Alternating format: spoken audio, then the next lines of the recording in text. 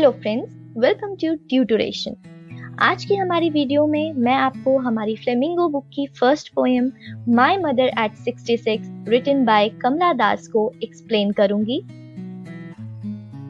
कमला Das human relationships की complexities को capture करके अपनी पोएम के थ्रू एक्सप्लेन करने के लिए बहुत फेमस है।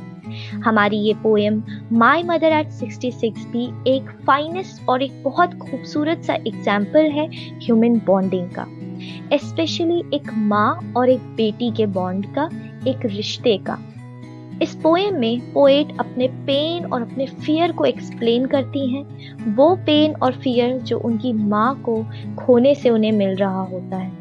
उनकी माँ उनसे लाइफ की एक हार्श रियलिटी जो कि डेथ है उस वजह से दूर हो रही होती हैं, और इसी दर्द को एक्सप्लेन करते हुए, डिस्क्राइब करते हुए पोएट ने ये पोएम लिखी है।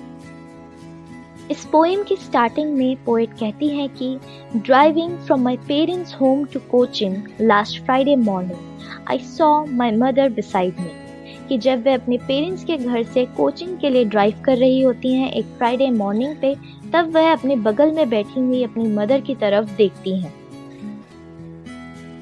Dawes, open-mouthed, her face ashen like that of a corpse, and realized with pain that she was as old as she looked.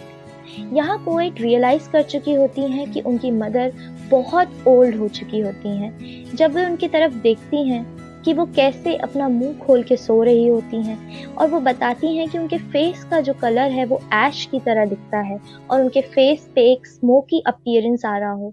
ऐसा लगता है कि जैसे उनके बगल में एक डेड बॉडी रखी हो। But soon put that thought away and looked out at young trees sprinting, the merry children spilling out of their homes. अब इस पॉइंट पे पोएट उस डर और उस पेन को भगाने के लिए अपनी कार की विंडो से बाहर देखती हैं। वो देखती हैं कि जो ट्रीज हैं वो एक्चुअली स्टेशनरी हैं, एक ही जगह पर हैं, पर ऐसे लगते हैं जैसे वो बहुत ही तेजी से भाग रहे हों, जैसे कि वो स्प्रिंट कर रहे हों।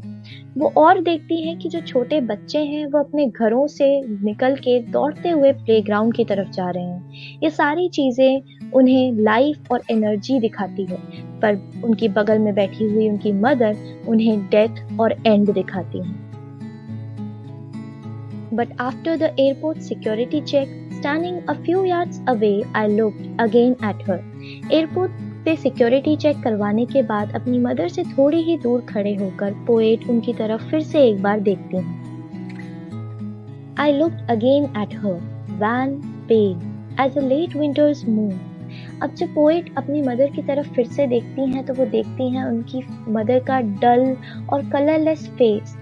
वो अपनी मदर के फेस को एक लेट विंटर्स मून से कंपेयर करती हैं।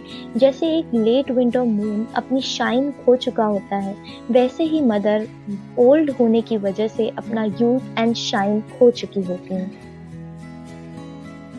And felt that old familiar ache, my childhood's fear. अब पोएट अपने बचपन की यादों में चली जाती हैं कि कैसे वो बचपन में अपनी मदर को खोने से, उनसे दूर होने से डरती थी। ऐसा ही कुछ डर वो आज जब अपनी मदर को वापस देख रही होती हैं तब फील करती हैं। But all I said was, see you soon, Amma. All I did was smile and smile and smile.